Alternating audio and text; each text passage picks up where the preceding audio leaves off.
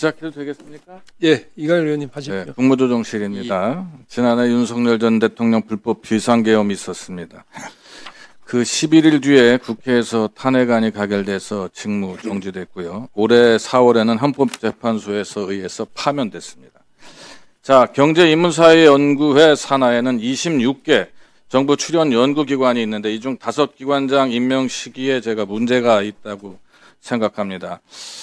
자, 박환영 건축공간연구원장 2월 20일, 신영석 한국보건사회연구원장 2월 24일, 김홍균 한국환경연구원장과 이상규 정보통신정책연구원장 3월 31일, 조정희 한국해양수산개발원장 4월 28일.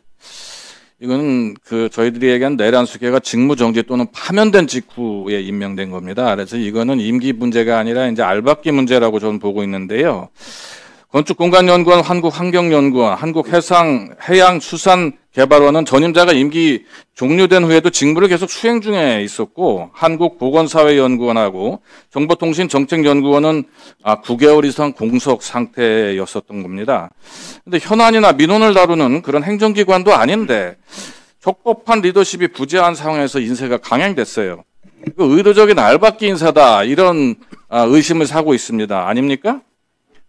새 정부 출범 전에 시급히 자리를 메꾼 거 아니냐, 이런 말씀입니다. 여러 논란이 있는 걸 알고 있습니다.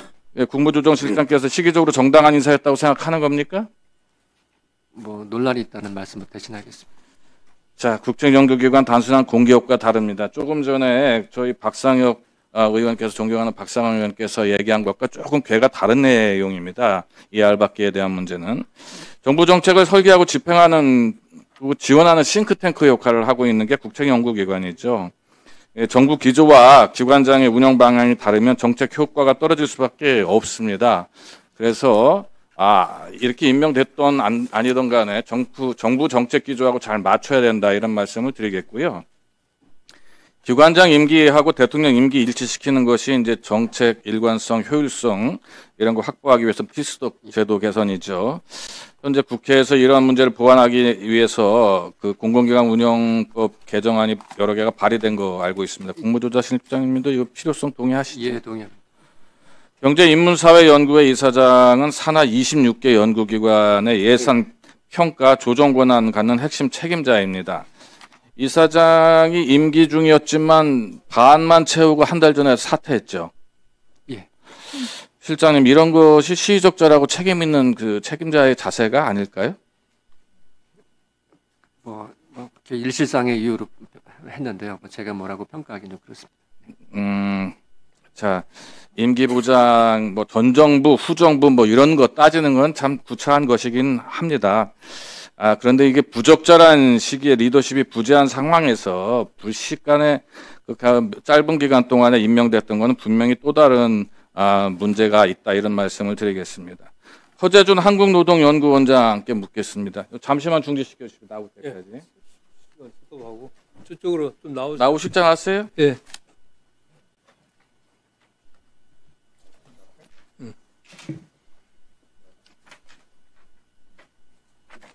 시간.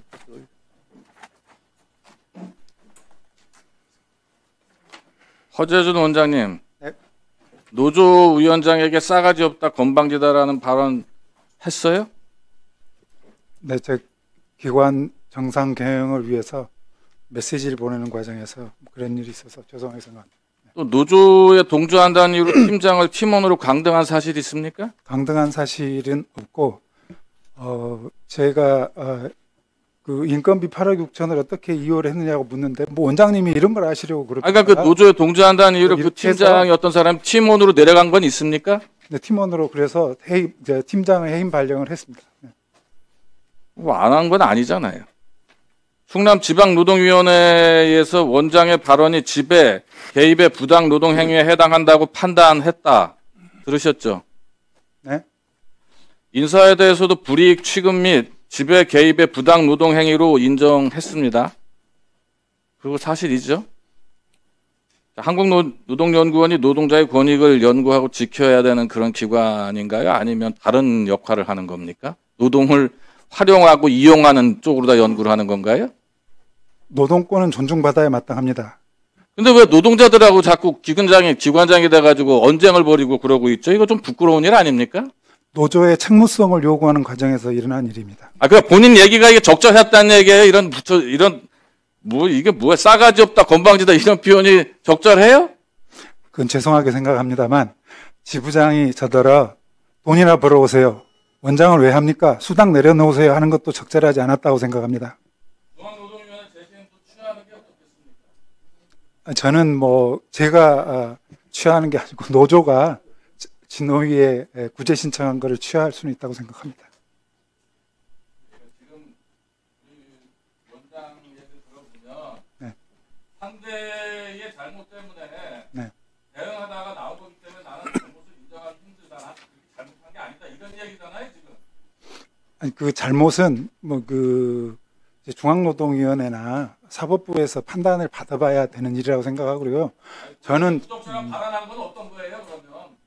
그 건방지다, 버릇없다라고 하는 얘기를 건방지다. 네.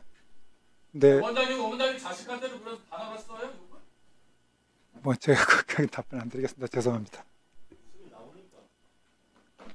심각한 얘기를 하고 있는데 지금 뭐 하는 얘기? 자, 마무리, 아니, 옆에 다른 분 계시고. 자, 마무리 하시고요.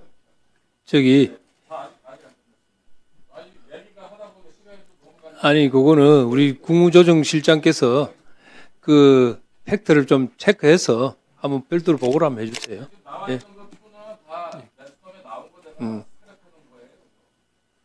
그러니까 뭐 의원님 어떤 대화가 오고 왔는지 아니 추가로 나중에 추가 질의 때 하시는데 조정실장께서 그 쌍방이니까 쌍방의 대화 내용을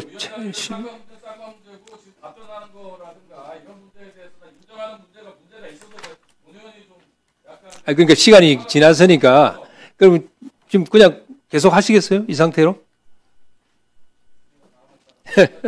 그래서 내가 그러는 거예요. 왜냐하면 그 팩트를 좀 알아야 정확하게 우리가 지적도 하고 추궁도 하고 할 거 아니에요. 그죠? 그러니까 자 우리 허재준 원장인가요? 네. 자 그러면 그 내용을 우리 이광일 의원 지적을 했지 않습니까? 네. 그러면 이제 본인이